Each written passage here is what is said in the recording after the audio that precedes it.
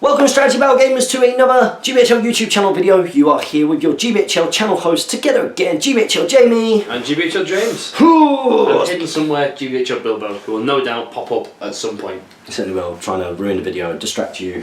He's very good at that, isn't he? He's very good at distracting GBHL Jamie. Now, in fact, I promised that if we had over a certain number of comments for that competition video. Yeah, you'd do a tricks video with it. Which I haven't done yet. But I'll do it. I'll get on it. I'll get on that, and you can all see what kind of wonderful tricks that GBHL Bilbo can do. So if you would like to see that, comment below and let us know that you would like to see some of that. Now we did also just mention that there was a competition when we were last together. Yes, yeah. And what was that competition, GBHL Jamie? That was to win a book that one of our subscribers had published. So we need a way of drawing a winner, don't we? So it was people who had done the comments In that episode after the one we were last together. Exactly. So what we'll do is at the end of this video, so make sure you watch all the way through, or in fact should we do it at a certain point? At some point in this video, this will be inserted in. Okay. So you've got to watch every last minute of us. Brilliant. Here's Speak Friendly question. Let's crack on because we've had some busy weeks. I wish you'd have been here for a couple of them because I had some tough technical rules-based questions of which I had no idea. So here we go. First one is from our good friend, the Norwegian Viking. Do you want me to kick off? Let's do it. Okay. He says, "What? No comment from me last week? Weird. I must have forgot. Deepest apologies for missing the loop. Tom and Damien have done a thing in the past weeks with trivia about what models they have the most unpainted sculpts of, or even what model they own the most individual poses of. So what about you guys? What model do you own the most different sculpts of?"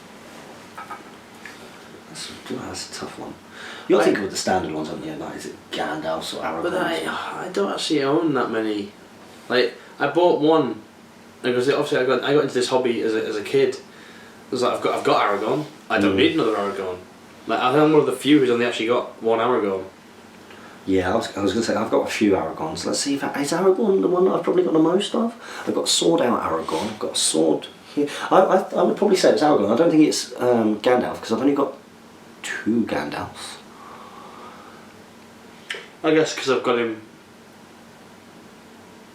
I guess Legolas, technically for me, I've got one, the Breaking of the Fellowship, one mounted on horse. You got 3 helms one that I gave you. Do I? Yeah, we swapped it because you had 2. Oh yeah, but you didn't have the bow. The bow went missing. No. That was what. Yeah, when yeah. What is that? He does have a 300. I do have a 300 one, yeah. That's how I got my Breaking of Fellowship, because Breaking of Fellowship one is cool. Yeah, because I've probably with Aragorn, I've probably got Breaking of Fellowship Aragorn, Sword Up Aragorn, the Aragorn Isildur's Heir sort of hooded one, which is 300's one, isn't it? Yeah. Sword Out Aragorn. The other Amon Hen one without the cloak with the knives. I think I've got that one. So yeah, I'm going to go for Aragorn. For me it's Legolas because I got 2 mounted, my Breaking of Fellowship and your 300s one. So 4. That's how boring my collection is. 4 and 2 of them are the same sculpt. Brilliant. Great question, Andreas. Always lovely to have you on Speak Friendly Question. Good friend of the show. Friend of the show. It's addictive, that. It's easy to say, isn't it? It's very easy to say. Good work. They don't watch this, but good work. Who cares who wins? They are a GBHL, Guild Ball podcast. Yeah. I don't recommend kids go and listen to that. No, God, no. It's an adult podcast for adult listeners. Yeah, and it's not just adult language. There's adult content in there, like a lot of it. But yeah, they use that, and it's really easy to say. Yeah, our friend of the show. It's good. It's definitely got stolen. It has been stolen. Next up, we've got Matthew Zammit. He's put Epic Stephen Crow. He was on here to sell stuff. Sell stuff and get freebies. Aye. Well, he's He's really out there. The terrain building that he's doing at the moment is incredible. Have you seen some of the stuff? I've seen all the half-finished ones, yeah. Like, I've seen some of the things for his scouring of Cheshire in July. Be cool. I can't wait to see the terrain and play. Like, we tried to do Middle-earth for Desolation of Stockport and Redesolation, but that's actually going to be Middle-earth. Yeah. With our Middle-earth, what we did, there was a lot of abstract ideas using what was in the gaming centre, as well as some bits that were... Yeah, there were some bits like Amon Hen that we could do, but his terrain is custom built for Lord of the Rings. He's working on it. He's putting a couple of hours into that every single day. Huge amount of effort. I mean, he's got to sell out that tournament. Yeah. And I feel really lucky because of that is going to be coming to Archon SBG International. See that? Nice little seamless layer in there, because at this point of the video, not where we are now, but the tickets will have gone on general sale. So we're recording this, it's Friday lunchtime at the moment, and there have been a few people around the world who've been given a bit of a notification, because of course it's not going to be much of a World Team Championships if teams from around the world aren't even awake when the tickets go on sale. And out of the 120 tickets, already over 40 have sold. Nice. It's not even on general sale yet. I say that, at this point, they might have sold out. Who knows? So do go and check that out. But I'm really grateful because those boards are going to be coming along. Yeah, that'd be cool. It'd be really, really, really cool. If you do own a Wargamers club, or you're part of a club, and you'd like to showcase and represent your club effectively, not just in terms of players, but the kind of boards and scenery. One, you'd be, of course, helping this huge convention massively by providing terrain and boards, but there is going to be a very cool competition, and I want to get a really, like, incredible prize. Yeah. You know, like a custom board. Just like Alex Wright. Alex Wright, if you're watching this, I'm going to be in touch, man. But something really cool to reward those who come in and can vote for what their favourite parts of Middle-earth were, and etc. So, all very, very cool. So yeah, Matthew Zamet, but really disappointed I'm not able to make it to the Scouring of Cheshire. Really loving those Build With Me videos. Yeah, they're cool. My question, you must love them because you like doing a bit of training. Yeah, cool. I've not seen them in a while though. Like, no, he's not done. they've not popped up in our subscription feed. Did Steve sort out his new camera? Because I know he was... Yes. Yeah, good. Oh, because in the early ones the sound... The sound was... Same problem we used to have. We used to have, yeah. Cheap camcorders. Yeah. You think it's the way to go to begin with? Or I'll get a £60 camcorder, so it goes, you get fine footage but there's no audio. Remember, because you had that little... I had a microphone for a while but it didn't help either. No, that didn't work. Yep, you tried the microphone. You had a little... Because we were using our phones, weren't we? Which weren't great. And then you picked up, was it like 30 quid, a little was it a little Panasonic thing? Yeah, I got it at home. Just sat there. And it just... It now lives, like, in the front door coming in, we've got a little sort of gas unit on the side, and there's keys and things. It lives there, so if someone breaks in, and they want a quick snatch and grab, they steal our cheap camcorder. Yeah, instead of going through and going, oh, they must have another really posh camcorder. That's a camcorder, yoink, and then they go, that's the plan for it. Sound is a key Burglar one. deterrent. Sound is a key one. We really struggled with that for a long time, yeah. So he's sorted down now, which is good. That's good. My questions for this week. What is the least Lord of the Rings / Hobbit army you enjoy playing with? Don't believe I've heard this question before. Least enjoyable army to use? Yeah, ones that you've used and you've gone, yeah, I don't really like that. I don't know really. I've not used every army, so... Okay, well then the ones I have used... Should we flip it round? Yeah. Jamie really loves using wood elves. Because he is a wood elf in his mind. When you get on, you are Legolas, aren't you? Pew! Or the Goblin King. The Giblin King. The Giblin King, yeah. You know, you like that as well now. Yeah. Very much so. And that kind of style of play. Or those two different styles of play. And I obviously love using the Cavalry of Rohan.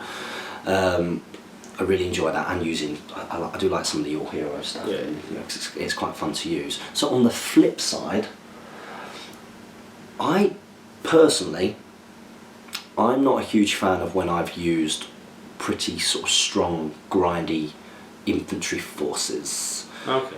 So if I'm using Isengard, I've not enjoyed using them as much because they kind of do a lot of the work for you to a degree. Saruman is cool, that's cool, using a wizard. I don't really like that, and when I've used Dwarves, I'm not a huge fan. I think for me, it's when I go all hero, I don't particularly enjoy it as much. Mainly because it's coming. I feel there's less I can do. If I roll poorly or I get a set of bad rolls, I've done everything I can do, and the dice will let me down. Whereas when I play with an army, it's not so much hinging on one roll. There's a lot of rolls that I can average out over. Yeah. So it is interesting. Different people. It's a completely subjective question, isn't it? But those are probably ones that I think. A non-GBHL question. Do you think Chelsea have any chance of finishing in the top 4 or top 7 this season? I've not followed football really. I just know Leicester are doing amazingly. Liverpool have floundered a little bit. I think everybody who isn't Arsenal, Tottenham, and potentially Manchester City want Leicester to win this season, because what an incredible achievement. I know. Come on, Leicester. Do it for football.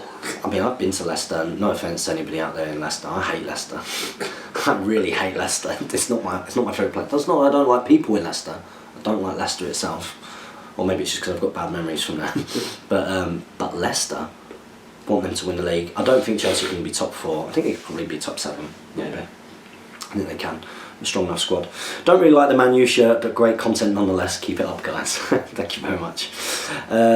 Next up, we've got Wah! It says, great episode as per the GBHL standards of excellence. Nice seeing a guest on too.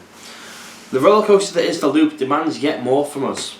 We all suffer from the hobby blues, a period of time when building and painting just isn't happening. What do you guys do when you're deep in the hobby blues to get yourself back on your horse? No, I've got a lot of projects at the moment sat there waiting to be begun. I just know at the moment I don't have time to sink into starting a new thing, so... Remember, we're in a slightly unique situation. Like, ever so slightly. So I guess initially our motivations for painting stuff is because you've built an army list in your mind, you've got to get it done and get it up for a tournament, and that can kind of get you past that because you just need to get things done. But I got put off the hobby a long time because of I don't think I'd even been to a tournament, but I booked into Preston so that I would get back into the hobby to paint up my Rohan, because I just couldn't get my head through painting the horses and then the dismounts as well.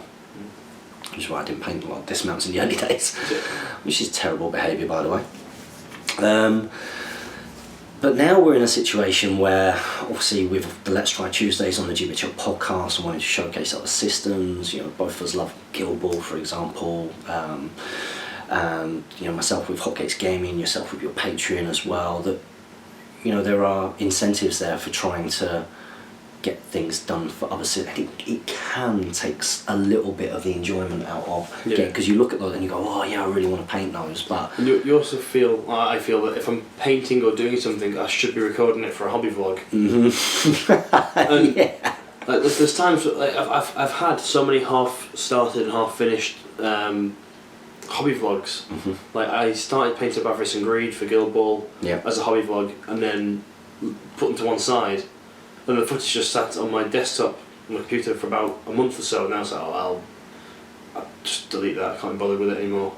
It's so easily done, especially when you don't like completely finish a project. I mean, we have discussed this before, and not that long ago, I don't think. It's my saga. I mean, you got yours painted up in like a night, which was annoying, and have had that for about 2 years. But my own, like, primed them, got through the chainmail, started another project while their chainmail was, you know, washed or whatever. And then when I started that other project, it's become quite hard to get back into that mode of, right, I need to finish my Saxon warband.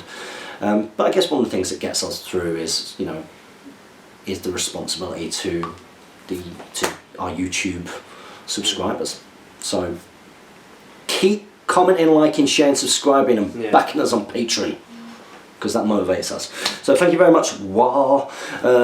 He's put another one here. He's got, regarding formations, I would love fluff-inspired formations. Oh, so you see that discussion? I think we had it like the same time I was here. I think it's stretched out over the last one as well, the last couple. So this idea that, you know, if you take Theoden and you take with him 12 riders of Rohan, that a special rule is granted to the formation. A little bit like 40k is going, really. Faramir's Knights, restrictions must include Faramir mounted on horse. The special rule is, for father, all Gondor Knights gain bodyguard Faramir and also count as being within range of a banner if they are within 12 of Faramir. Yeah, that's cool. I think stuff like that's good. In range of a banner, I think is a good one to roll across for things like that. Especially good leaders. This way, there is no model restriction to the formation apart from Faramir, but to gain the benefits you need mounted warriors of Gondor, so you would want to max out on those troops. Yeah. Stuff like that's cool. Okay, so next up we've got King Boneseye. He's posted 1, 2, 3, 4, 5 comments. A quintuple. Pence. Quin's 4, isn't it? No, well, it depends where. Pentagon. 5. Pentagon's 5, but quintuple. Queen is also a 5. Is it? Quintuplets is 5, I think. Quintuplets got 4. I don't know. Should we research? It's not pentuplets, is it? Pentuplets. Pent up. Quintuplet. What's a quintuplet? You're going to be right here. Each of 5 children. Speak for any questions. A very educational show. We learn something every he's not day. asking about. He's not giving birth to kids, is he? No. Anyway. Okay, King Bonzai. He says the hobby has spread like wildfire. I was at a grand opening for a new Games Workshop store, and will soon be teaching the manager how to play the Hobbit SBG. My league and our gaming group, the New England Hobbit League, is taking off well as well. I wish there was a now school equivalent for good. For my dwarves, I would need an offensive caster, which means Saruman, and I would obviously take his Battle of the Five Armies one, because re-rolling, casting and resisting dice, as well as resistance to magic, make him the best choice. It's a good choice. But he has a cost of 170 points, which means he would pretty much take away Dwalin and his warband. What? Warband. I would have to take Balin. And I would have to take Balin. And I would have to take Balin instead. With no dwarves, maybe even force me to give up more warriors. Is it really worth it? I know the casters are amazing, but are they this amazing? Thank you for the help, and it would be great. Durin Sun. Should we answer that? Also, if they have one spellcaster, they could take down one hero at a time, while the other 2 go on a rampage. I'm not questioning your advice, I'm just wondering if dwarves are really needing them. It depends what points value you're playing at. Yes, as a whole, dwarves don't really need them. I don't think. Like Floy fills that role quite nicely, in a different way. Yeah, I'd agree. Yeah, the dwarves aren't in dire need of a spellcaster. It's always handy to have one if you can squeeze it in, but I think it's because dwarves don't, even though they've got good solid heroes, the heroes aren't particularly expensive. yeah. So a hero getting shut down for the dwarves, which is an army which is more about what happens when the battle lines clash and being able to sort of survive. Yeah. Really, especially sort of against other heroes, that it doesn't necessarily need. It doesn't necessarily need something to counter other wizards as much, because it relies more on what your troops are doing, and then it's got some good heroes amongst that. So yeah, and then your next part. It says what might help with this wizard discussion is an example list. Oh dear, it's not hit enter. 700 points. First warband is Thrain, the SBG profile, 5 warriors of Erebor with shield, 6 with spear and shield, and 1 with shield and banner. Thorin with Orcrist, Oak and Shield and Pony. 6 warriors of Erebor with shield and spear, 6 with spear and shield. What? Well, 6 with spear and shield. Or shield, whatever. You know what I'm trying to say. Third warband Dwalin, champion of Erebor, with he can't lead troops, so that's wrong. Versus 700 points with Saruman, Battle of 5 Armies, Thrain, the SBG profile, same warband makeup, Thorin with Orcrist, Oak and Shield and Pony. And could try Balin instead of Banner for the first one. Yeah. Hope this helps with the wizard versus extra troops and hero discussion from Durin Sun. Yeah, we've answered that before, haven't we? So yeah, dwarves aren't hugely. I mean, wizards are great, especially as you go up in the points cost. Yeah. But even then, sort of one wizard in that army. Yeah. I don't know. Obviously, Dwalin, champion of Erebor, can't lead troops. So you'd be taking regular Dwalin, and you probably get some different troops in there. We'll go with Balin, Son of Fundin. I don't think you need a wizard, honestly. No, as good as they are, they do change the game, especially when you play against people who aren't particularly, who don't play against them a lot in their meta and the like. It's one of the things we found a lot in Nova, didn't we? You know, the magic. We underestimated a little bit the power of transfix. Yeah, transfix is brilliant. Somebody can spend 200 points on an awesome hero and that hero not do anything for the whole game. Anyway, next up we've got Daniel Theory. He's put, thank you for sorting up the rule books for me. That's a Steve quote, said that he had some spare rule books. So I hope you've contacted him on Top Table Wargaming. I still plan on picking up all the rule books anyway. Recently got the Fellowship of the Ring rule book off eBay for £3. I couldn't not. Yeah, it's a good price for it. That is. But question this week is an army of the High King list. Next question for this week is an army of the High King list. would purely be a fluff list due to its lack of options, but if combined with an allied force, what do you think would be the best allied force to use? Thank you kindly. P.S. Loving the Red Devil shirt. Got a United fan out there. Army of the High King, is that Numenor or is that High Elves? I would imagine it would be the High Elves. I was thinking it was a Gil-galad list. Yeah. But referring to that, must be... Is that in an old book? Referred to its army as the High... Army of the High King, I don't think so. No? Numenor would be your fluff thing to go with that. Yeah. Like, almost certainly. Sorry, Jane, can't answer. This week in Army of Oh. Decline. Jane's trying to ring phone me. call came up on the thing, that was strange. This week's an Army list of the High King. Purely fluff. If it's a purely fluff list, if yourself. I think you're asking if you could. I think just keep a strong pure elf list personally. Yeah, for competitiveness. If you want to combine like fluff, the battle to end all things kind of list, then you could. Yeah, if you wanted to, if you combine it, go with Numenor just for the theme. Yeah. Okay, so thank you very much for that, Daniel Theory. Next up, we've got King Boneseye again. So it should be easy to put wizards in a 1,000-point army throw list, and of course my Gundabad list will have casters above 500 points, practically as a rule. Yep. Great. Makes sense, my man. Next up, we've got Callum D. He's put, thanks guys, great answer as always. I'm repeatedly impressed by your content. Thank you very much. You have low standards. Love waiting for Sundays for the video. I'm glad you love this show, matey. I'm struggling greatly working out which army to play, choosing between Isengard and Rohan. That's not a choice. There's only one choice there. After lots of tossing and turning. I love the aesthetic of both, but was wondering which one you guys would recommend for someone who's starting out in playing the game. Thanks guys, and sorry for the long comment. Well, if you're starting out in the game, one of those is much more forgiving. Yeah, no, it's Isengard. Isengard. You've seen he's put in the comments straight away afterwards as well. Yeah. Saying, also, I may have just tuned out or added my second comment too late, but last week I asked what the difference was between fluff and cheese. I know it's really simple to you guys, but since I'm new I have no clue. Thanks. Okay, so starting off with that first one. Yeah, Isengard is... Isengard's nice and sort of not easy to play, but it's a forgiving list that you have fight 4, your troops to defence 6, and you have strength 4, so you get the best of sort of all the worlds really. Yeah, good low point-ish heroes in there as well. Just nice options in there across different points levels. Relatively cheap and easy to get hold of, apart from ferals. Yeah. Really. So yeah, that's a good list. Difference between fluff and cheese. You've had this before. Yep. So fluff is an army that is not particularly competitive and might follow a certain theme.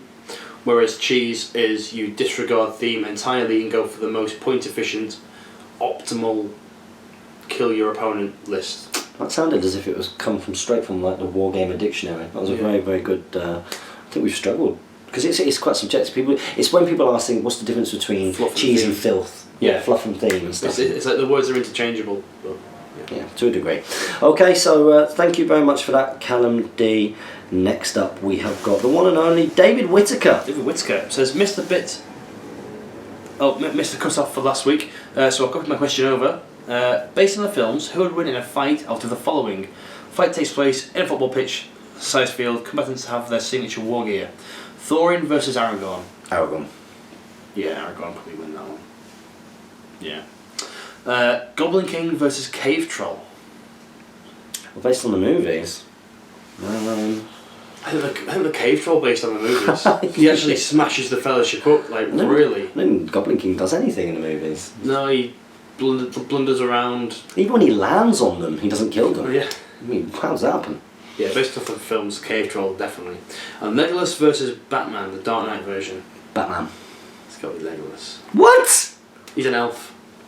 I don't care what Batman can do. Batman! He can't run away. He's on a football pitch. Batman doesn't need to run away. He can't escape anywhere when things are going bad for him. Well, he wouldn't need to do that. Oh, that's his classic thing to, like, oh no, things are going bad, I better escape. Arrows would be breaking on his titanium alloy weird armour. Yeah, but shoot bat daggers in Legolas's face. Legolas gets to block him with his knives. To be fair, they have made Legolas into I was gonna say a Marvel superhero. Legolas can just do anything. Legolas defies physics. Yeah, exactly. Batman can't defy physics. No, I'm going with Batman. It's Legolas all day long. I love Legolas. He's one of my favourite characters. But Batman's got that one. No.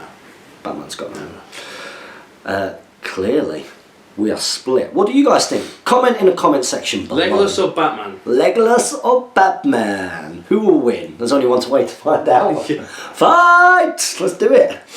Okay, so next up we've got Martin Smith. He's put a bit more of a reasonable time for a comment this week. Hope you've had a good one, guys. Question for this week comes from The Last Adventures in Arda.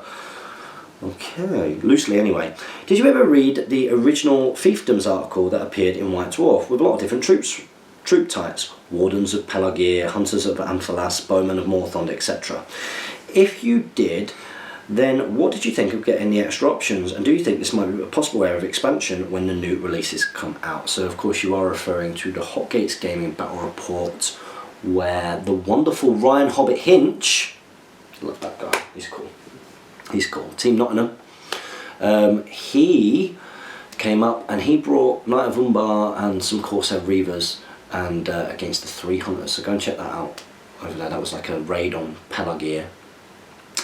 I'm aware of these profiles. Yeah, I remember the article. I've seen them. They weren't very good. No. Really? No. Weren't very good. But conversions were a bit dodgy as well.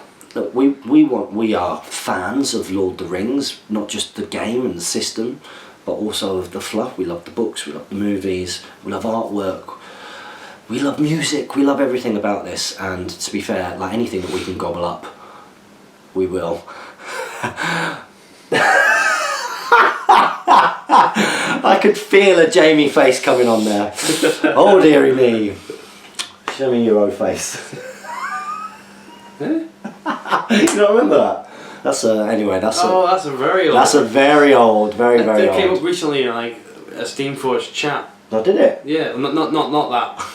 But yeah, there was a still of me in Steamforged News where someone photographed like stopped it. Oh, it's in it, and they used it as the actual. Oh no, not for the thumbnail. Just and then put it into our chat group. And I was like, Right, okay. thanks, that's my old face. I've seen it. I'm sure they put it as a thumbnail clip for one of the videos as well. It probably has been. They taught it to be awful thumbnails.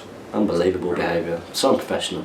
Last week was a farce. Yeah, so to be fair, if any profiles or models that came out, even if they weren't particularly good, as long as they're different and bring something different to the game, as well as depth, then that's good. I think that was one of the things that people thought with Warriors of Dale, was that they were basically Numenorians. They're just Numenorians. They're Numenorians. There wasn't any special... You want a special rule, you want something that just makes them a bit different, or different war gear, or just something. Something that's not. Something.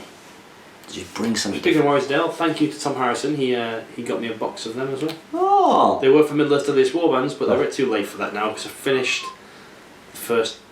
The eighth First round draw. is out now. Yeah. Wow, that's a shame. Warriors of Dale is a lovely box set. Yeah. Yeah. That'll get done at some point. I think. Oh, unboxed. I think we. Did we not do one? We're going to unbox it. I mean, yeah. Hobby Vlog. Hobby Vlog. That'd be cool. Nice models. Are you going to paint them up like the Warrior Dale scheme, or are you going to paint them up like Lake Town scheme? Anyway, so yeah, a nice bit of discussion there, Martin Smith, on that. Thank you very much. Next up, we got Kelvin Lee. Lay? Let us know. Yeah. Greetings from Ireland. Guys, love the show. My question is related to the profiles that you would like to see. I found out this list of characters that are fan-made. Which ones would you like to see or use? It's on the Last Alliance called Unreleased Profiles. Thanks again for all of the dedication you put in. Download. I'm just going to click it now. This better not be a virus. So there's the Faramir, Prince of Ithilien is there. Theoden, King at Pelennor. That's a cool one. Let's have a look at that because that first one is one from the Orange Mushroom. Yeah. So 5/5 makes sense. Straightforward, defense 6 with the option to have a shield, makes sense. 3 attacks, 3 wounds, goes 6. 3 might, 1 will, 1 fate. Arise, Riders of Theoden. Theoden has a 12-inch stand fast, and all Rohan warriors within 6 count as in range of a banner. Still not fantastic, is it? No. Well, it's nice to have a beefed up Theoden though with 3 attacks and 3 wounds and defense 7. Yeah, that is nice. Helm Hammerhand, I want to see that one. Yeah, I do. So fight 5, 4+ shoot value, strength 4, defense 6, 2 attacks, 2 wounds, courage 6, 3 might, 2 will, 2 fate, a heavy armour, a hand weapon, and a mithril hammer. Fights for Rohan. Hammerhand. Helm Hammerhand never counts as being unarmed. Mithril hammer is a 2-handed weapon. And Helm's Horn. Helm Hammerhand causes terror for the duration of any turn he charges and permanently increases his courage by 1, included in his profile. He is expert rider and can take an armoured horse for 15 points. He costs 80. That's a pretty decent profile. Not bad for 80. No. On the turn he charges, he's terror causing. You probably use that. It needs to be. 3/2/2 is good as well. Like, me and Burley would be good. Look here, how can I get him into my force? Straight away, yeah. You've got it right there in terms of. I don't know. In fact, these aren't from him, are they? These are. No, these are just unreleased profiles that the community's made up. A King of Rohan's basically a captain of Rohan, but with the extra will points and extra fight value. Yeah, that's cool. No cavalry. Fight 4, which is right. Strength 3, defense 4. Yep. Lance 1, shield, and option take a longbow. Longbow's just a regular bow in that case. Okay. That would flesh things out a bit. Captain of the Dead. Everybody wants to see one of those. Yep. That's interesting. So yeah, it becomes 1 might, 2 will, 1 fate, as well as a captain kind of profile. Yep. Better than King of the Dead. Better than King of the Dead in a lot of ways. Only the army of dead can use captain's stand fast, like stuff like that. That's cool. Bane. Oh, Bane profile. Right, fight 3, strength 3, defense 5, 1 attack, 1 wound, courage 4, 2 might, 2 will, 1 fate, armour, shield, spear, hand weapon. Comes from the survivors of Lake Town. While both Bard and Bane are alive, both automatically pass any courage tests they are required to take. And special rule, Look to Bard receives +1 bonus to fight value and counts as being within range of a banner if within 12 inches of Bard, the Bowman, Girian's heir. So it becomes fight 4 and essentially 2 attacks to win a fight. It's not bad. 30 points. It's Yeah, pretty good. 2 might for 30 points. 2 might, 30 points. Good little Airwin profile. Percy, Lieutenant of Lake Town. Is this a real person? Yes, this is you know when they're fighting for Lake Town and he tells take the men to the markets. Yeah. That's Percy. Ah, I know Percy. Hi Percy. So this guy, 60 points, fight 4, strength 4, defense 5, 2 attacks, 2 wounds, courage 5. He's got 3 might. He's got 2 will, 1 fate. That's interesting. He's got the for Lake Town bodyguard on Bard.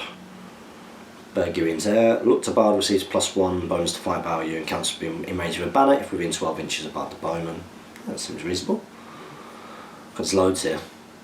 Absolutely loads. Just have a. Is there anything? Oh, what's the Dane one? Dane Ironfoot. Fight 6, strength 4, defense 8, 3 attacks, 3 wounds, courage 6, 3/3/3. Burly, and he's got 2-handed axe. Mountain Dweller can move its full distance over rocky areas and also reroll jumping and climbing tests. Ancient Feud, Dwarves with this special rule may never benefit from a standfast or heroic action called by an elven hero. That's cool.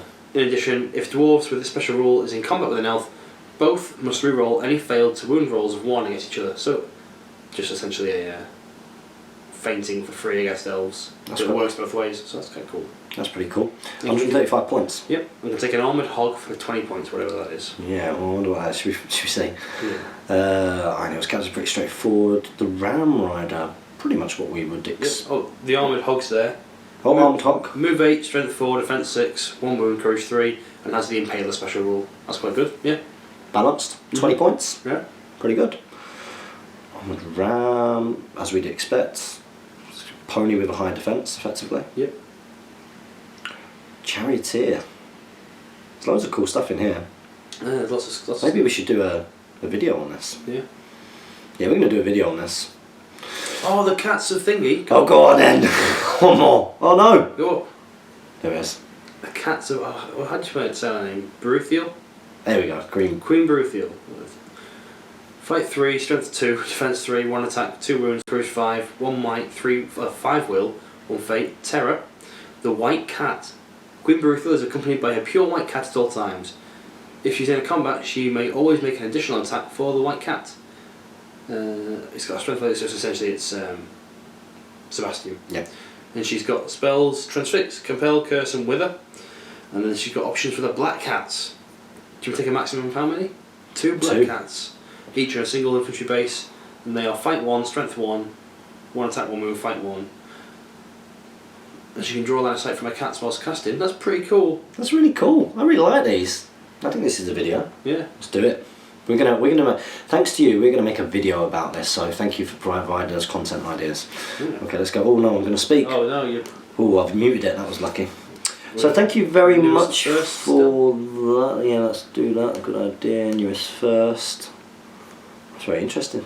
Never seen that document before. Nope. Where are you? Keep going down. We've not done that many. There he is. There he is. No. Saruman the White next. So Saruman the White next. Saruman the White. Canned battle pack. I was referring to the normal warriors box. 9 warriors and a chief. Right, because we were like, what's the canned battle pack? So it must just be a normal box. Quiz time! Since you brought up the Mongols, I thought we should have a quiz about them. Not my area of expertise. Let's see. So Genghis Khan quite liked to reproduce. In fact, he loved reproducing. How many children did he supposedly have? The answer is more than you may think is possible. 72. I think it's more than that. I think it's like 300 or something stupid. Oh really? It's crazy. Yeah. Oh, well, I want to Google it now. I'll do it afterwards. No, let you tell us the answer next week. Question 2. What is the capital city of Mongolia? Even if I gave you the answer, the likelihood of you pronouncing it is abysmal. Oh, I feel like I should know this because I play Civ 5. No, I don't know. I'd like to actually get the answer up and try to pronounce it though. Yeah, should we do it? Yeah. Let's go back to quintuplet. Let's also see how many kids he had as well. Yeah. Genghis Khan children.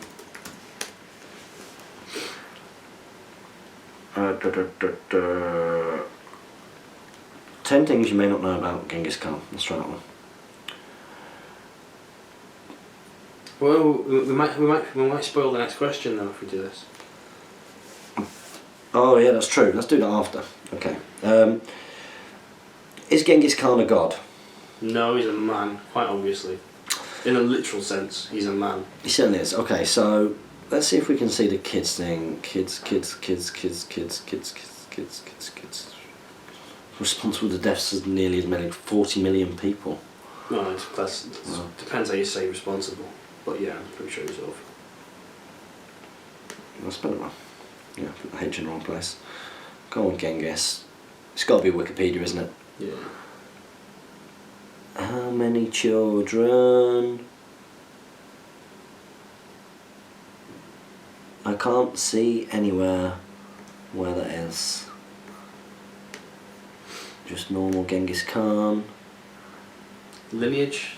No, it means. Oh, just is it in there? Ooh. Spouse. You have many spouse. Full names, just keep going down a little bit. No, we can't see it at a glance, so you have to tell us next week for that one. Yeah, tell us. What was the second one? Capital Mongolia. Yeah. This is great content. Mongolia. Let me just put that in, I should. Capital. Oh yeah, because it should just come up. Mongolia there. Ulaanbaatar.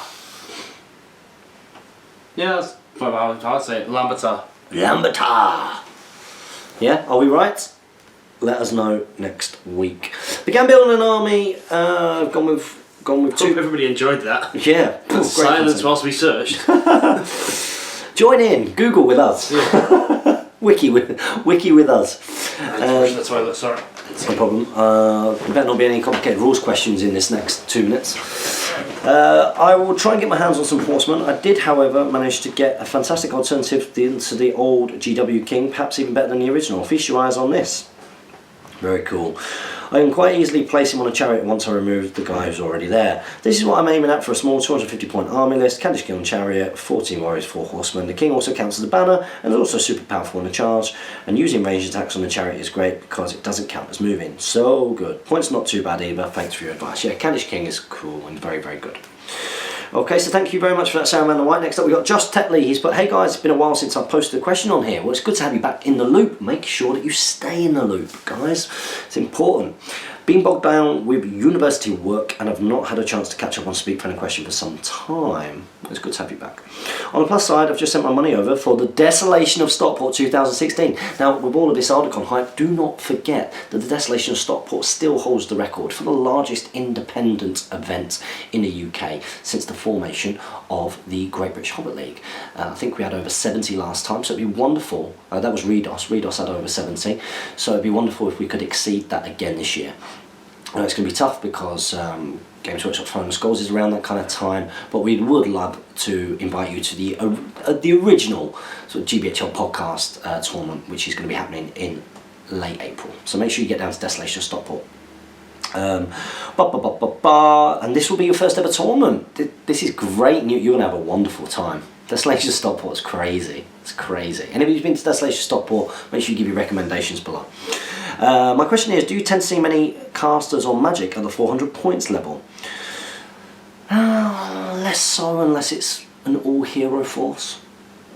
Sometimes people can get like some more budgety kind of raids in, but unless it's all-hero, you tend not to so much. Not unless it's shamans. Cheap shamans do pop up at that kind of level. So, would you suggest ignoring Magic for this event as someone who's new to the tournament scene and focus on maxing out warbands and fielding more troops? Oh, I think from memory, is it? Yeah. So there's a minimum model count. You can only have you can't have 3 models. You've got to have 4 models minimum. I think that's right for the Desolation of Stockport. Jamie's on his way down now, so he'll be able to tell you. Desolation of Stockport, is it better for an all-hero-y kind of force, or is it better for numbers in terms of the balance of styles, or is it a mixture of both? Neither are good for it. Neither are good for it, there we go. You want a balanced army. There you go. Lords of Battle is in there to counter the hordes, and my To Kill a King scenario counters the heroes. Fantastic. This is my point spent to give away VPs. Heroes killed, give away VPs, and the general is worth a lot. So you can check out a battle report that has To Kill a King. If you just go into our battle reports playlist and have a little bit of a scroll through, you will see the To Kill a King scenario, which might be good prep work before coming to Desolation Stockport. Josh Tetley's coming to his first tournament. Good man. Good man. And he was asking about whether to bring Magic at 400 points and what kind of things that you might see Magic-wise. Balanced forces. You're not going to see much Magic. Maybe shamans. Cheap shamans. Shamans, and maybe a vanilla wraith leading troops. There we go. I'm glad that I got that right because that's exactly what I said. Yeah. Brilliant. Okay, so look forward to meeting you too, Josh. Next up we've got Smiley Face 1717. He says, looks like my question was too late last week, so here it is again. It's a question about combat synergy. The rule states that Feely and Keely may choose to swap places with one another at the start of any phase. Is this done before heroics are declared or after? Thanks for all the great content. You guys could be back into the hobby after being away for 5+ years. Cheers from Minnesota. Hi, hello Minnesota. I guess it would be the player with priorities in like sort of it would be like Alfred at the start of the phase. You go wait before you roll for priority. Alfred. So if you go wait, combat synergy. Yep. Heroics. Yeah, I'd agree with that. Okay, next up we've got Duncan MC. He's put, hi guys, I've just bought another load of models from GW that I don't really need, but I wanted for a long time. The sickness. Yeah. Miniature sickness. Mm-hmm. Among these were Palace Guard captains. Though I wasn't too keen on the models, I wanted them for some conversion work. However, now that I have them, my opinion of them has completely changed, and I think they are fantastic models. Yeah, I've heard that before. My question is, have you ever had your opinion of a model changed, for better or worse, when you've seen it in real life, or when it has been painted up differently? Cheers.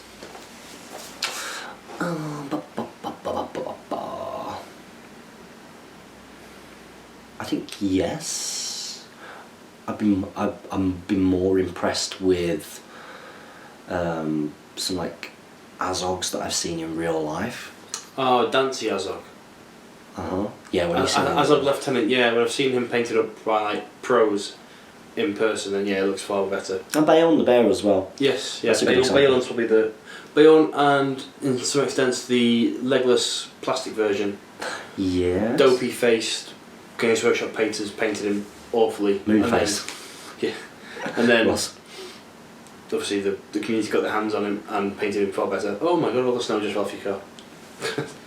It's proper blizzard outside, really, really snowy. Which means that England shut down because we're terrible. Well, at least Manchester has. Yeah. All the trains are cancelled or delayed. It's ridiculous. I was surprised that you got it so easily, to be honest. But anyway, I've been more impressed with some of the like the Gundabad pikemen. Yeah, they do look quite cool. They look better when they've been painted up and seen them in real life. They've impressed me more than when I sort of first saw the aesthetic. I was massively impressed. So yeah, just a few examples. I just don't like their aesthetic, even in the films. I think they're a bit. The helmets are stupid. They're too. I think it's all. They just look a little bit too good, and I understand why. I understand why, because you know, in the Lord of the Rings, it's the same reason why the Morannon orcs were built up to look so much, because they built such a formidable army in the Uruk-hai. You couldn't just have like the orcs from the Fellowship, little Snaga slave orcs. Isn't necessarily going to be a really kind of menacing looking foe after seeing the Uruk-hai. So of course they've kind of gone for the same kind of thing with the Gundabads, but I think they kind of went the wrong way. Having like the Armador, they should have gone more for like, or with the aesthetic of the Pale Orc, the aesthetic of Azog. Yeah, you're just brutes from the mountains. Gone for that kind of thing, I think, rather than looking like a formidable army. Yeah, I think that would have been cooler. So yeah, thank you very much for that, Duncan MC. Top table wargaming Steve. He says, "Damn you, James! I didn't even take a breath for Durin's son." Yeah, he's just a sour loser. You're a lizard boy, but Durin's son. Yeah, someone countered it. I think Steve managed it for about 2 seconds. It was pretty poor effort. I think I was going for about 5 minutes. Stamina. Let you have the next one as well then. Brad the Hipster. He says, hello, once again my question for this week is another army list. Oh, You've dodged it. I've defrosted all over your Nah, don't worry about it. floor. Got to again now. So that's right. For a 400 point list, 400 point tournament, that's the same as Stockport. Desolation of Stockport, April. Legolas, the old version, so regular Legolas. He's good. 7 wood elves with bow, 4 with blade, the old Thranduil, 8 wood elves with spear, and 3 elves, and Bandabrus Tuck. He says, I decided to add Bandabrus for more ability. For movability? Mobility. Piercing strikes and charging with knockdowns while sustaining a high fight with the old elves backing. Do you think this strategy is a good idea? I can only see one change, which is Garn instead to offer extra might, but I think this offers something a little bit different. Not too sure. Keep up the great work. I'd take Garn over Bandabrus any day. It's a good little list though. Yeah? 400 points, not a bad little list. Legolas and Thranduil, old versions at smaller points value, 400 points. At 400 points you're less likely to come up against big beasties and sorcerous blasts. Elves, wood elves could be back in with a shout. Wood elves could be back in with a shout. I think Do you want to be the ringer? I think old Thranduil will be good for this points level. Obviously, not having to use might, his abilities don't require it, whereas Legolas's do.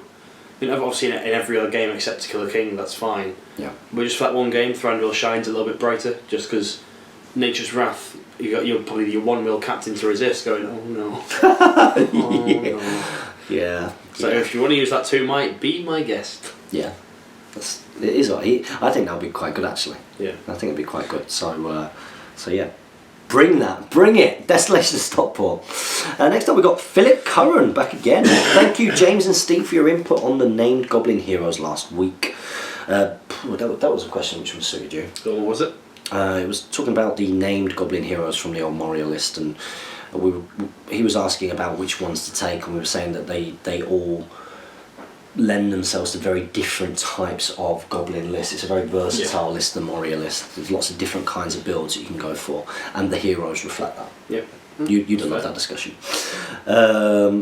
Building a beast heavy force under Druzag interests me. Bat swarms, wargs, spiders, all those kind of things. Interests me the most, and now I'm looking for his model. I haven't played any games yet, and I probably won't until I finish painting my Minds of Moria set, so that I can take it to Games Day in April. Throwing skulls? Or Games Day? Is it the same thing? Same kind of time? Games Day used to be something different. Yeah. I don't think they do a Games Day anymore. No, isn't it called Warhammer Fest now? Yeah, someone was saying, weren't they? Yeah, that was a Speak Friendly question. But if you're going to Throne of Skulls, awesome. And if you're going to Desolation of Stockport, even better. Yes. While we are primarily a board games club, there are a number of wargamers amongst us, not to mention a lot of new members, so I'm sure there will be people keen to learn the game. It's a great game. You know. Yeah, the Minds of Moria can almost be played like it's not sort of wargamey enough to be off-putting to board gamers. I don't think. No, I think it's a wonderful sort of standalone. I think those are the kind of things we're going to see in the future. Yeah. We don't know, but I think so. Who can know? Okay, the question is that I was asked this week is about the scenarios in the very excellent battle games in Middle Earth. Since the magazines ran during the early 2000s, before the Hobbit rulebook and the addition of the new rules, do you think that it's better to run the scenarios as they were written at the time, or to use the current rulebook but modify things that may break the scenario? I had better continue on with my painting. Good man. But thanks again for another great Speak Friendly question. A pleasure. Interesting one. Yeah, you've got to go with how the rules were at the time. That's how the scenarios were written. Modifying it is too tough. All you end up doing is modifying back to what you were at anyway. Yeah, it's something that we've seen on the channel when the old source book. Doing the Lord of the Rings journey book, we had to take out Heroic March because it just makes the Fellowship stupidly fast for the turn limit scenarios.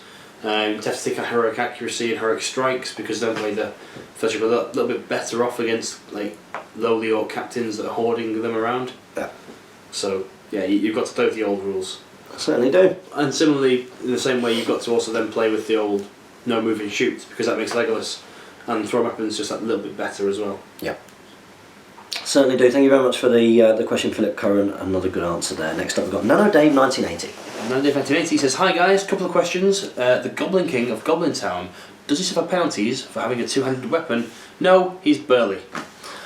Next question, when a hero does a heroic combat, do all miniatures on his side underneath a 6-inch radius get the bonus as well? Hell no! Just the model in the combat. That would be awesome. Mental. That would be odd. That'd be a good Theoden special rule. That would be. Yeah, I think I think we were at 281. We were talking about things that could make Theoden better. That'd be awesome. And that'd be one that everyone gets to call heroic combat within like a certain radius of him. And so you get that boom, boom, boom, boom, boom, dominoes. But only for Riders of Rohan. So you've got to either fight 3 rubbishy versions. They have to go in and they have to be like fighting on their own or something. Yeah, that fits in what we were talking about before, the formation. Yeah, that'd be cool. Is it just him and his spear support? No, his spear support can't go in. If you had the Goblin King and 2 goblins trapping a guy, and obviously you heroic combat and kill the guy, the 3 of you in that fight would move on, but not your supporting models. Also, I read your article about cavalry in the SBG magazine. Very interesting, very informative. Thanks guys, and keep up the good work. Brofist. Next up, we've got 19 Mark F91, the winner of Best Sportsman at the event last weekend. That does not surprise me. He's a darling. He's a lovely dude, isn't he? Yeah. I love you, Mark Furness. Let's get a game again soon. It'd be lovely. You've been friends for a long time, haven't you? Hey guys, do the ring bearers from the source books follow the rules for the ring from the Hobbit rulebook or from the rules listed under Frodo's profile? Thanks. Happy strategy battle gaming. It's an interesting one, isn't it? It's come up before. Has it been a FAQ? Yeah, I'm sure it has. I'm pretty sure all the rings follow the new rings rules now.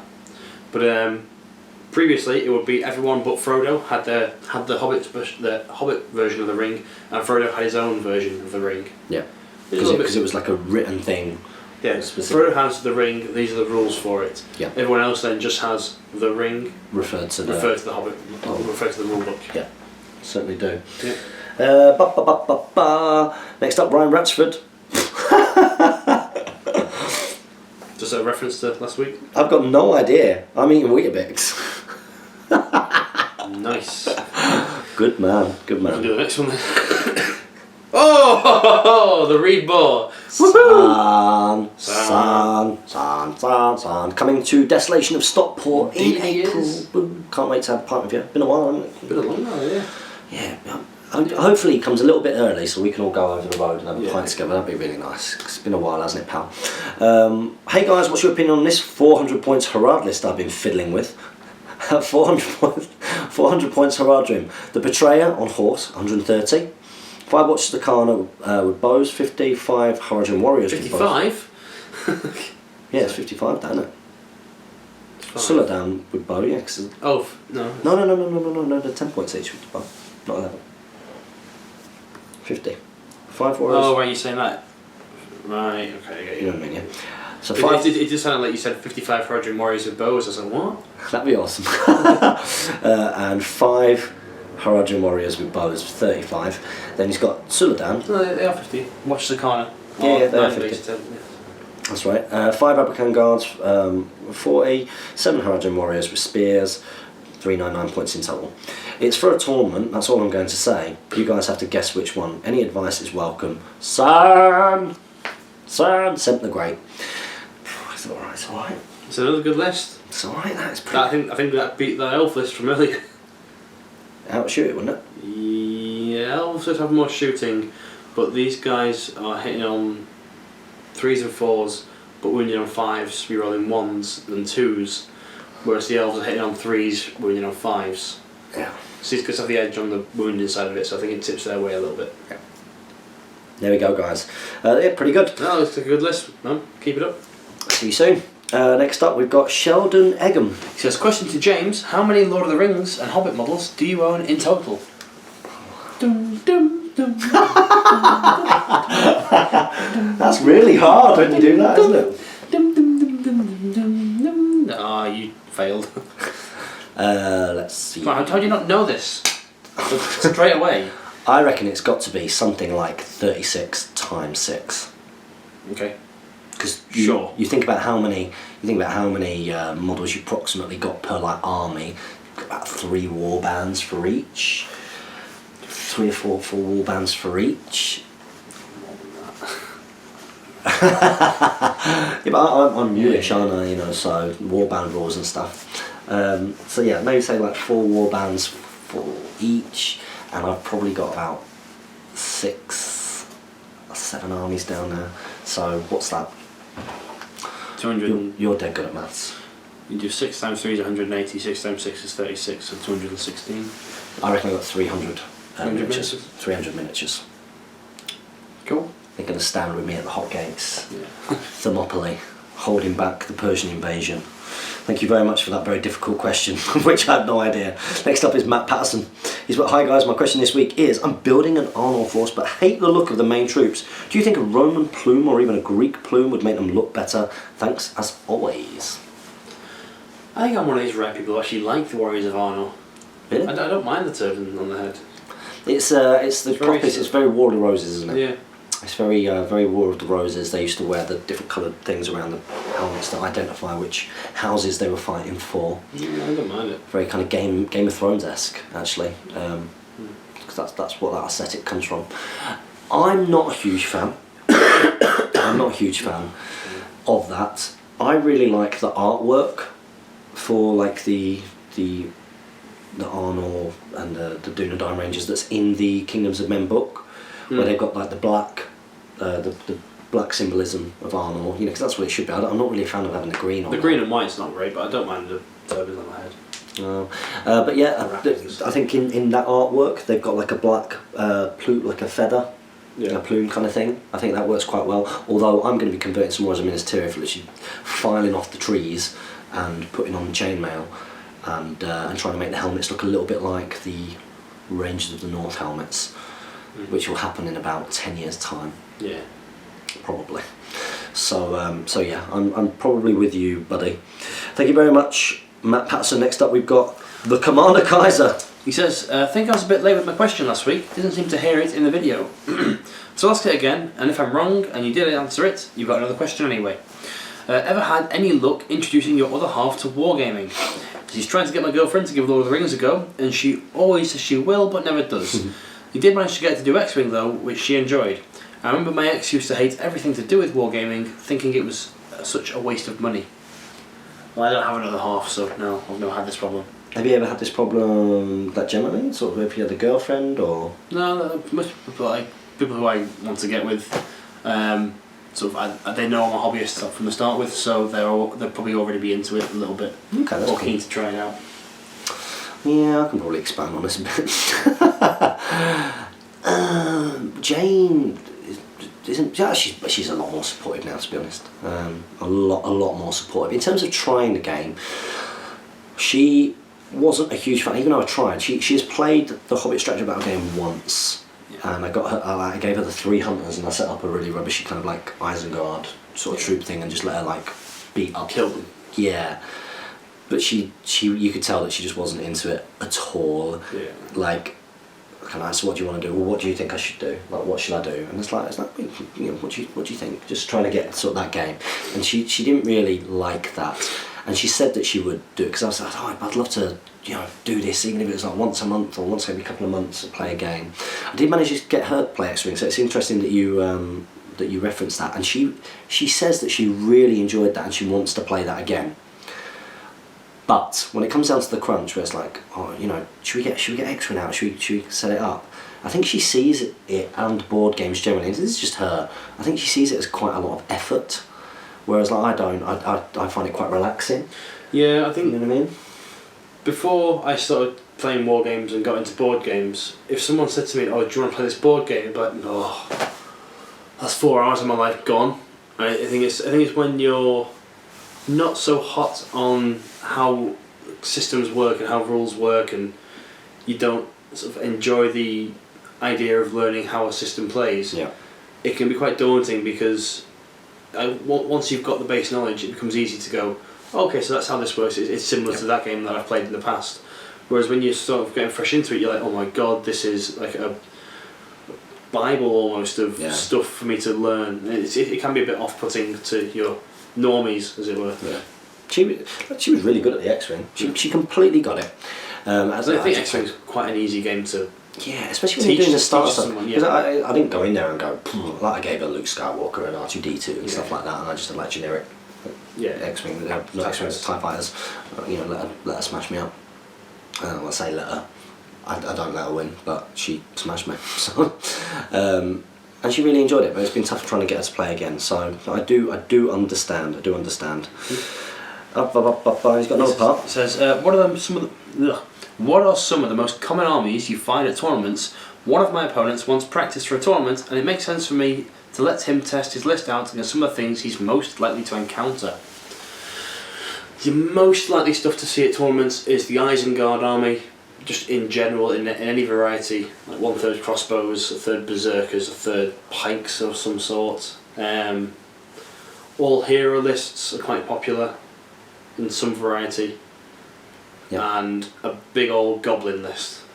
Yeah, well, the goblin lists are very sort of much in the meta, particularly at the moment, aren't they? They're Rivendell Knights for us as well, but popping up more and more and more. But I also think that we see a lot of dwarves. I think that you do see a lot of dwarves. So, I think I've not seen so many recently. So, but the events have been relatively sort of smaller, and been the people that we know who are now into it a little bit. You know what I mean?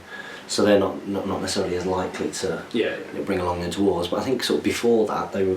When we had a big influx of new players, dwarves were obviously they were brand new on the shelves. So a lot of people took Army of Thrall. Yeah, a lot of people like that. So thank you very much for that, Commander Kaiser. We've only got 3 questions left. It's the Canadian Hobbit. Hey guys, I've been watching your content for over a year now, and I've seen pretty much every video you have ever made. Amazing. You legend. You need a t-shirt. I live in central Canada, and I'm just wondering for advice on getting other people into the game. I played it for over half of my life, but never had the chance to play competitively because I don't know anyone else who plays it. This makes me often have to play games against myself, and trust me, it doesn't work so well. If you have any ideas on making friends interested in the game, I would love to know. Thanks, and keep up the great channel. Well, thanks very much. I'm glad that you're enjoying this. We do have some tips on helping get other people into the game, don't we?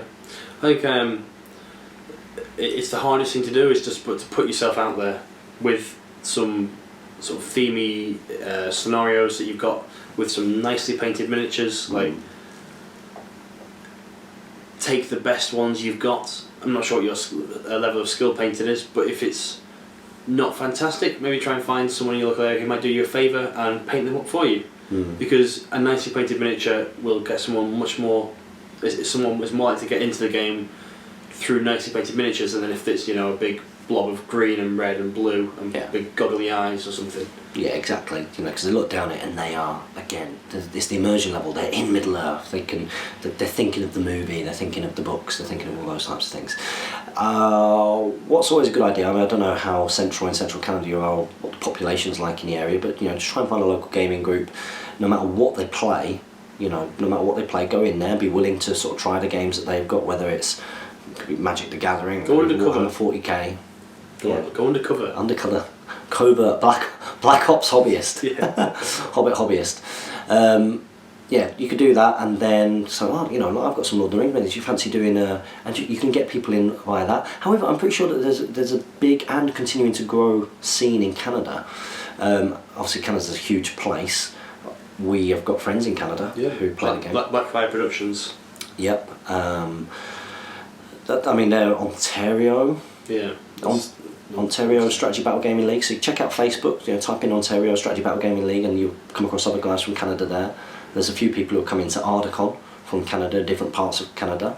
So maybe go and like that Facebook event for the International Convention in October, and have a little look through there, because I'm sure people have gone, I'm coming over for a Team Canada from such and such a place. I have no idea where that is, but you might. So you might make some friends through that. So I hope that helps, Canadian Hobbit, and make sure you ask a question next week. So penultimate question is from Crowdercam. He says, "Hi, need some advice. Fielded my all Goblin Town army, Goblin King, Grinner, Scribe, and the rest just ordinary goblins, against Durin's folk army, with Gimli, Barlin, Khazard's Iron Guard, and Maximum Bows at 500 points. We played Seize the Prize with 2 prizes, but I got broken and smashed. I know that a shaman would do the trick, but do you have any other suggestions to fight Durin's folk with the Goblin Town army? Love you channel, best regards, Mikhail. Also, missed to write that I bought the Warg Chieftain and 9 Wargs."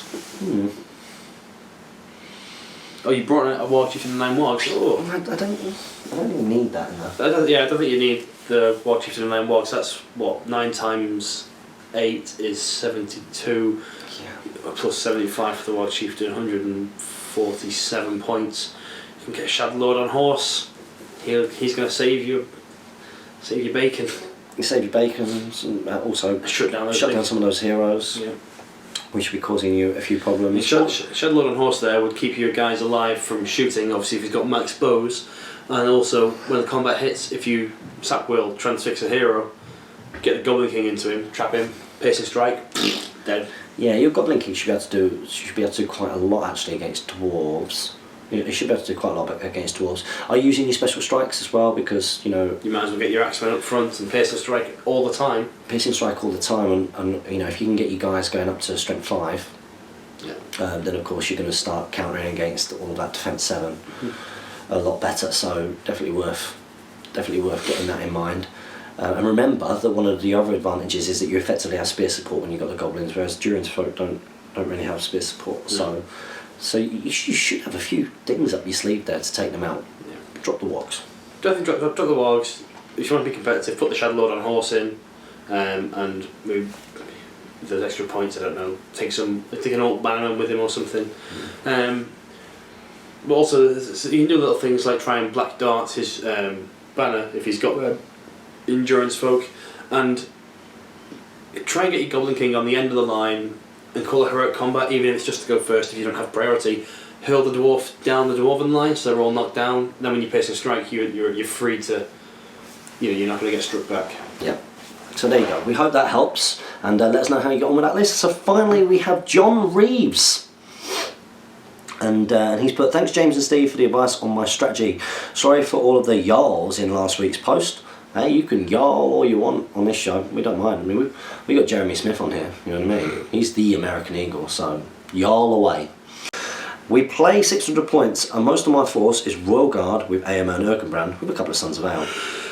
It's pretty good. Okay. What do you use for your Sons of Ale when they lose their horse?"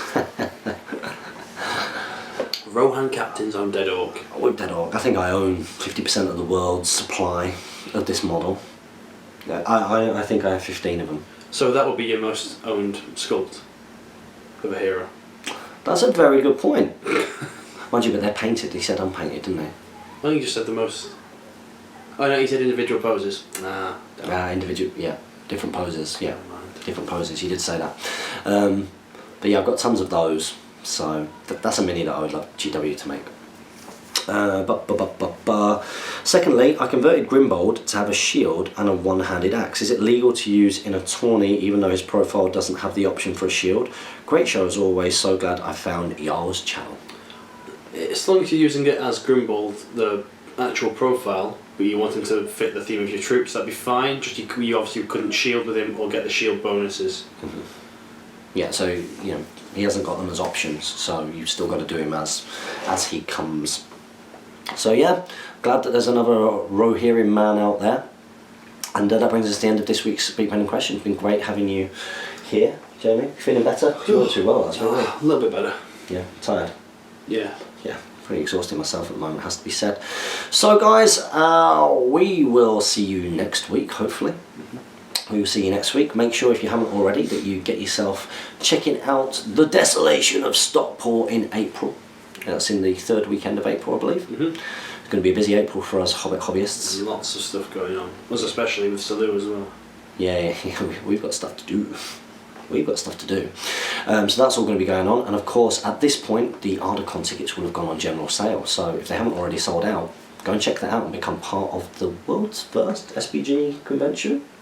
I think so, yeah. Yeah, I don't think there's been any fan convention for it before. So it should be really cool. So it'll be wonderful to have as many. Where can they get the tickets from for that? They can get them, good point. They can get them from Element Games. If you go onto Element Games and check out the events tab on there, you should be able to get your tickets on there. And those tickets are £65 for a full convention pass, which does include 3 days. And there are 3 tournaments involved in that for those of you like that. And tons of going on. It's going to be really, really cool. So make sure that you go and check that out. And also you continue to support myself and Jamie by checking the links in the video description below and checking out our various Patreon pages to help us produce more and more content. Don't forget to comment, like, share and subscribe. Support your Hobbit host by clicking the links below. Make sure that you like our Facebook page and that you follow us on Twitter. Support your Hobbit hobby. And happy strategy battle gaming.